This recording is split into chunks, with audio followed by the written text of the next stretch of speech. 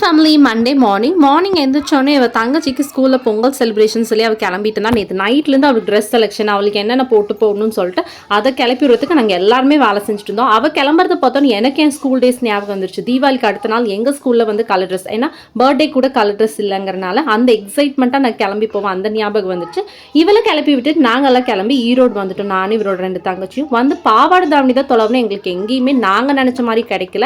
அதுக்கப்புறம் ஓகேன்னு ரொம்ப டயர்டாக இருந்துச்சுன்னு ஸ்நாக்ஸ் சாப்பிட்டு முடிச்சுட்டு காஃபியும் அதுக்கப்புறம் கொஞ்சம் ஸ்நாக்ஸ் சாப்பிட்டுட்டு அப்புறம் ஒவ்வொரு ஹோல்சேல் கடையிலையும் போய் பார்த்துட்டு இருந்தோம். நைட்டி டிஃப்ரெண்ட்டாக வச்சுருக்காங்க. ஆனால் நான் பிளாசோ பேண்ட் மாதிரி கொஞ்சம் ஃப்ரீ சைஸில் கிடைக்குமான்னு ட்ரை பண்ணேன். பட் நான் நினச்ச மாதிரி அங்கே எங்கேயுமே கிடைக்கல. ஆனால் நைட்டி வந்து சீப்பாக பெஸ்ட்டாகவும் இருந்துச்சு, நல்லாவும் இருந்துச்சு. அப்போ தெரிஞ்சுக்கிட்டது ஈரோடுனா நைட்டி நல்லா ஃபேமஸாக இருக்குன்னு சொல்லிட்டு. அப்புறம் பசங்களுக்கு வந்து ட்ரெஸ் எடுக்கணும்னு சொல்லி எடுத்துகிட்டு இவங்களுக்கு கொஞ்சம் ஃபேன்சி ஐட்டம்லாம் வாங்கணும்னு நினச்சாங்க. அவங்க நினச்ச மாதிரி கிடைக்கல, பட் வாங்கணும்னு வாங்கிட்டு பசங்களுக்கு 2 பனியன் செட்டு எனக்கு ஒரு மேக்ஸி எடுத்துகிட்டு கிளம்பியாச்சு. தேங்க்ஸ் ஃபார் வாட்சிங்.